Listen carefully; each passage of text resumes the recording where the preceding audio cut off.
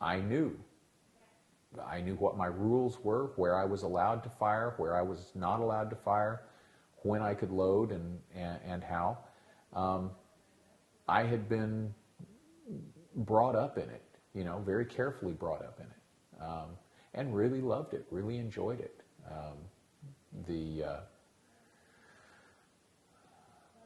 I remember at age 12 taking apart a broom handle Mauser and just being fascinated with the machine work of that particular firearm, and got to where I could take it apart and put it back together very quickly with my eyes closed. It was such a neat thing. And took it to school with me in high school and used it for basically a show and tell for my history class when we were studying World War I. That here's a broom handle Mauser. And I carried that gun all day with me until my history class, and then took it home on the bus. Nobody in the school except my history teacher actually saw it, except my history teacher and the people in that class. But when I pulled it out in class, my history teacher started to balk, but then we chatted for a second, and he looked at it and he said, "Okay, show me," and I took it apart and put it together. They gave me a bet that I couldn't, disassemble and reassemble in 2 minutes with my eyes closed, and I took the bet and I won.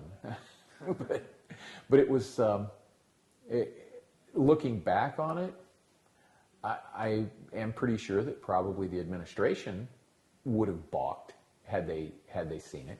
But it was very common for guys to have, a rifle in the rack in their pickup truck in the parking lot of the school. But this assumption that, if there's a gun, somebody's going to get shot. No, crime is about behavior, whether it's youths or adults. Crime is about behavior. Crime isn't about tools. And so, that's the bottom line in all of it. But I had a very liberal firearms home experience, and by the time I was 12, I was riding my bike down the street with a 12-gauge shotgun across the handlebars, heading out to shoot dove.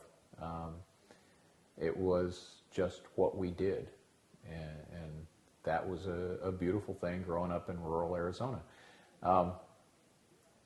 Supreme Court Justice Scalia talks about carrying his .22 target rifle on the subway in New York when he was on the rifle team in his high school. So we've had a dramatic shift in the way we think about firearms in this country, and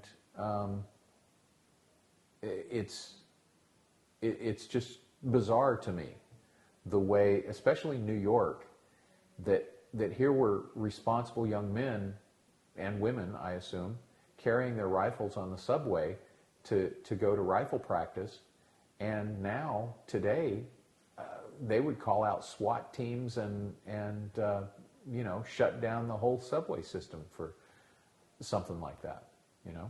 Now today they're arguing about whether you can carry an unloaded, locked, disassembled firearm in a locked case in baggage on an Amtrak train. Here in Virginia, you can get on the train with your loaded firearm on your hip, and that's perfectly legal and acceptable to the Virginia railroad system. So it's just a different mentality. People who are afraid of tools, though, there's something wrong with that.